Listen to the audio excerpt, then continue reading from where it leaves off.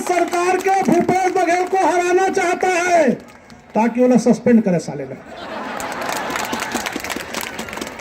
कभी कभी बड़े पद वालों से बड़ा दुख लगता है, तेरे को जिला शिक्षा अधिकारी कौन बना दिया, उसका डीएनए टेस्ट करना पड़ेगा, उसका दिमाग नहीं है भाई, नॉन मैट्रिक होगा।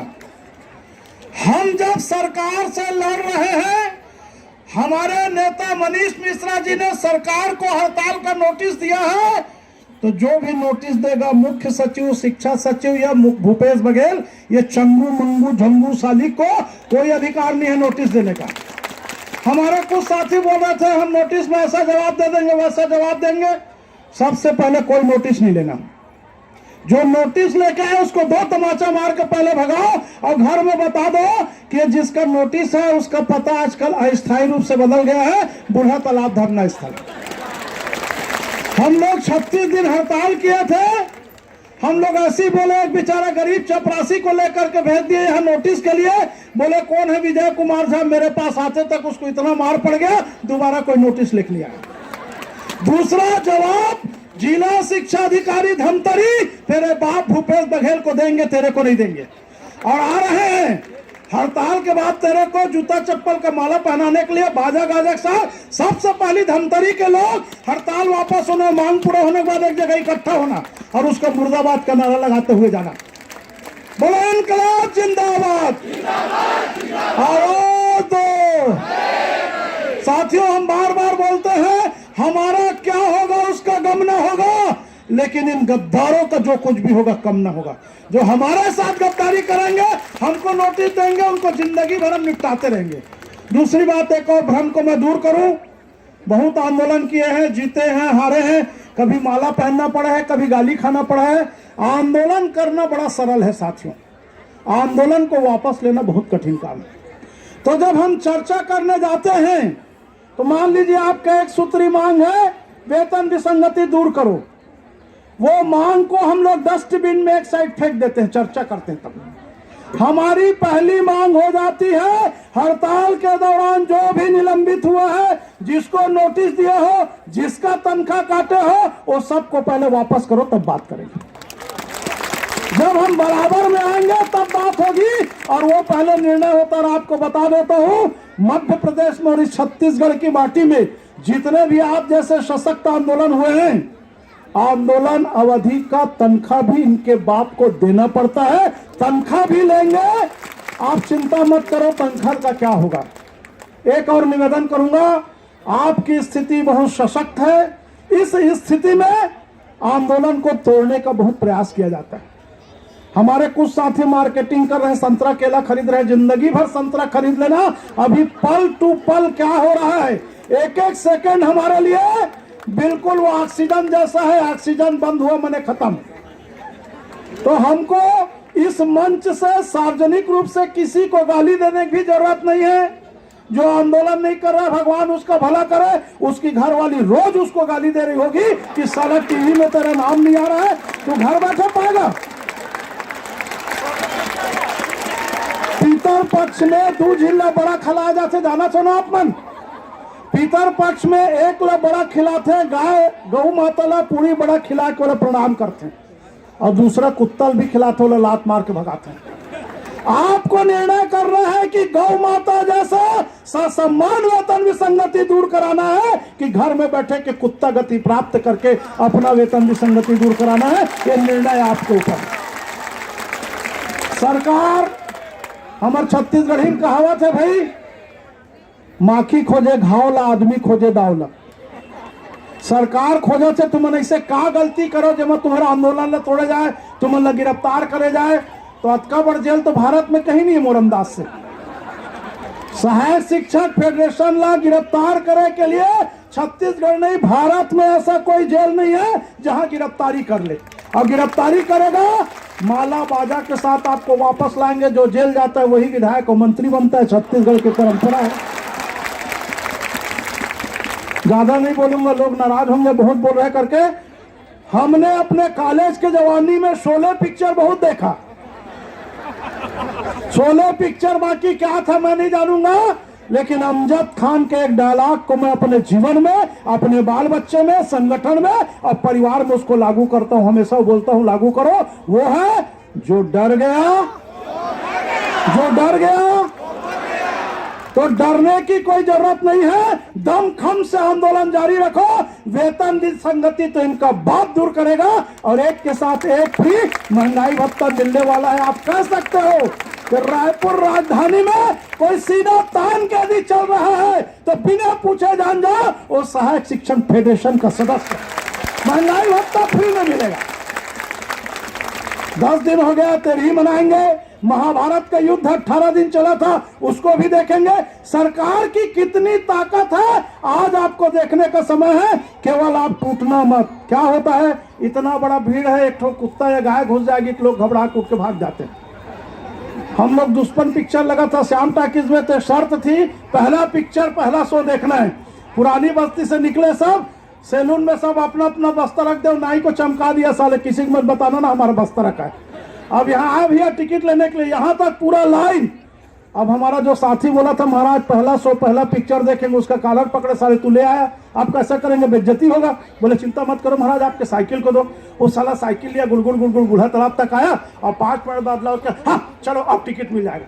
वो क्या किया, बूढ़ा तालाब में एक मुड़ेड़ी सांप को रख के झिल्ली में बांध दिया और काउंटर में गया, खुद डाल के सांप सांप सांप, 1 टिकट 2 टिकट 4 टिकट। सरकार भी वैसी करती है, आंदोलन के दौरान तोड़ने के लिए हर रणनीति को अपनाती है। इसलिए जब भी चर्चा होगा 10 दिन 15 दिन के हड़ताल अवधि को सरकार अवकाश स्वीकृत करे। हर समय हुआ है, आज भी होगा। और दूसरा, हड़ताल अवधि का वेतन भी मिलेगा। क्यों? 1.5 साल बाद तुम्हारा वेतन देने का नंबर आ रहा है। चुनाव समय यदि हमको वेतन विसंगति दूर नहीं हुआ तो न तुम्हारा वेतन विसंगति दूर होगा, न तुम्हारा नियमितीकरण होगा। समझ गए ना? तो साथियों, आपका आंदोलन 100% सफल है। गर्व से, ईमानदारी से, चट्टानी एकता के साथ बढ़ते चलिए। विजय आपका चरण छुएगी। और जहां विजय झा है, लोगों को मजाक करता हूं, विजय झा के ऊपर कभी मत करना शंका, अकेले हनुमान ने जला दिया था लंका। हम आपके साथ हैं, लंका को जला देंगे। और कल भी आइए, संख्या को बढ़ाइए। जो नहीं आ रहा है उसके बीवी को फोन करके बताइए कि अपने घर वाले खाना मत दो। जो अपने जात का नहीं है, जो अपने बाप का नहीं है, जो अपने सहयोगियों का नहीं है, वो तुम्हारा भी नहीं हो सकता, किसी दिन तलाक दे देगा। बच के रहना ऐसे पतियों से। अनुपस्थित लोगों के लिए एक कथा सुनाऊं कि ज्यादा हो गया? रामायण की एक कथा है साथियों। देखिए, हर कथा में आपकी व्यथा और दर्द है ना। फुकट में तीजन बाई टाइप सुनाने नहीं आया हूं। कथा यह है कि राम लक्ष्मण जी वनवास के लिए जाते हैं। जाते जाते चलते चलते थक जाते हैं। आधा घंटा कथा 3 मिनट में बताऊंगा, 2.5 मिनट में। चलते चलते भगवान राम बोलते हैं, लक्ष्मण जी सुबह का समय हो रहा है, भोर का समय, तो कहीं रुक करके स्नान ध्यान कर लेते। तो लक्ष्मण जी तो यस्सर वाले थे, बोले भैया वो सामने जैसे बूढ़ा तालाब दिख रहा है, वो नदी दिख रही, वहीं अपन स्नान ध्यान करेंगे। सुबह 5 बजे नदी के पास पहुंचते हैं। तो लक्ष्मण जी को राम जी फिर बोले कि भाई लक्ष्मण स्नान को करेंगे। जैसे हमारे यहाँ महिला या हम लोग नहाते समय मंगलसूत्र को टांग देते हैं, अंगूठी माला को टांग देते हैं, उनके पास क्या था? राम लक्ष्मण के पास एक धनुष था। भगवान राम ने पूछा, भाई लक्ष्मण ये धनुष को कहाँ रखेंगे? तो लक्ष्मण जी बोले, भैया देखो दूर दूर तक कोई पशु पक्षी नहीं दिख रहा है, ये जो नदी का रेत है इसमें अपन धनुष को गड़ा देते हैं और स्नान करने चलते हैं। दोनों भाई अपने धनुष को गड़ाए, स्नान करने गए। स्नान ध्यान करके करीब 1 घंटा बाद जब लौट के आए तो नियम के अंतर्गत भगवान राम ने पहले अपना धनुष उठाया। तो जैसे ही धनुष उठाया तो उनके धनुष के कोर में खून था। उन्होंने जोर से चिल्लाया, भाई लक्ष्मण ये खून कहां से आ गया? लक्ष्मण जी ने अपना धनुष ने उठाया और हाथ से रेत को हटा करके देखा तो उस रेत के अंदर एक मेंढक था जो धनुष को गड़ाने से आर पार छिद गया और स्नान ध्यान करने के आते तक ज्यादा ब्लडिंग हो गया, उसका निधन हो गया। भगवान राम परेशान, बोले लक्ष्मण हमसे जाने अनजाने में हत्या हो गई, सीता को कैसे ढूंढेंगे? तो लक्ष्मण जी ने बोला, महाराज माता पिता गुरु सबसे क्षमा याचना कर लो, तभी हम आगे बढ़ेंगे। भगवान राम ने सबसे क्षमा याचना किया और बोले अब चले लक्ष्मण। तो लक्ष्मण जी बोले, भैया एक बात और बोलूंगा, नाराज मत होना। ये जो मेंढक का निधन हुआ है, जब तक आप इससे क्षमा याचना नहीं मांगेंगे, माता सीता हमको नहीं मिलेगी, हमारा उद्देश्य पूर्ति नहीं होगा, वेतन विसंगति दूर नहीं होगी। तो भगवान राम ने उस मेंढक को हाथ जोड़ करके प्रणाम किया कि बोले मेरे से अनजाने में गलती हो गई, तुम्हारी हत्या हो गई, मेरा उद्देश्य नहीं था हत्या करने का, जो वरदान मांगो मांग लो। बोले कुछ नहीं चाहिए महाराज, जन्म जन्म रति करहि अपारा, जन्म जन्म भगवान राम का नाम लेने के बाद भी अंतिम समय में आजकल राम नहीं निकलता। क्यों? मास्क लगा देते हैं हॉस्पिटल में अंतिम समय में। तो बोले महाराज मैं तो भगवान राम के हाथों मर रहा हूं, भगवान राम के सामने मर रहा हूं, मुझको कोई वरदान नहीं चाहिए।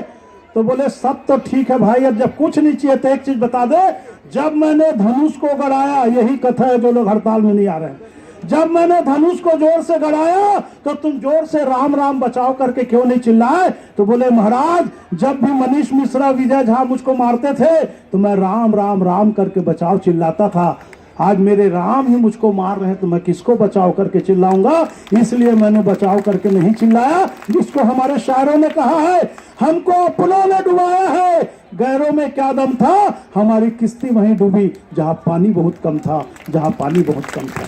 जो लड़ रहे हो उसकी जीत होगी, आज निकल जो नहीं आ रहे हैं उनको ज्ञान जागृत होगा और आएंगे।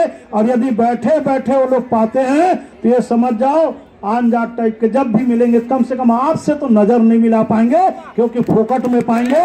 पुलिस वाले लोग 10 चोर को पकड़ते हैं और मारते नहीं, पहले सबसे नजर से नजर मिलाते हैं, जो नजर से नजर नहीं मिलाता उसी को अंदर ले जाके कूट के पता लगा लेते हैं चोरी किया। तो जो हड़ताली सहायक शिक्षक 1,09,000 लोगों से नजर इस छत्तीसगढ़ की माटी में शिक्षक या कर्मचारी नहीं मिलाएगा, समझ जाओ वही हड़ताल में नहीं आया था सर्टिफिकेट जारी कर देना। इनकलाब जिंदाबाद, आवाज दो, अभी तो यह लड़ाई है, छत्तीसगढ़ सरकार की दमनकारी नीति नहीं चलेगी।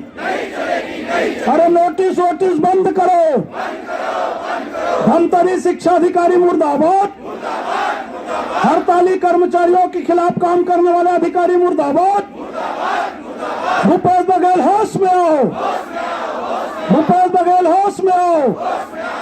अरे दमन के आगे नहीं झुकेंगे, दमन के आगे नहीं झुकेंगे, दमन किया तो और लड़ेंगे, दमन किया तो और लड़ेंगे।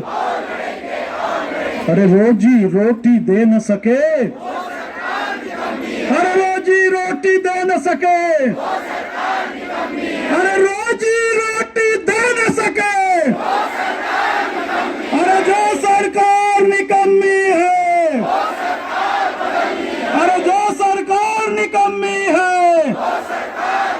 एक बार जोरदार ताली बजा के नाराबाजी वीडियो हो रहा है हमारे टीवी वाले साथी का। इनकलाब जिंदाबाद, बोल मजूरा हल्ला बोल, ताली पीट के हल्ला बोल, ताली पीट के हल्ला बोल, वेतन विसंगति चाहिए हल्ला बोल, वेतन विसंगति दूर करना होगा।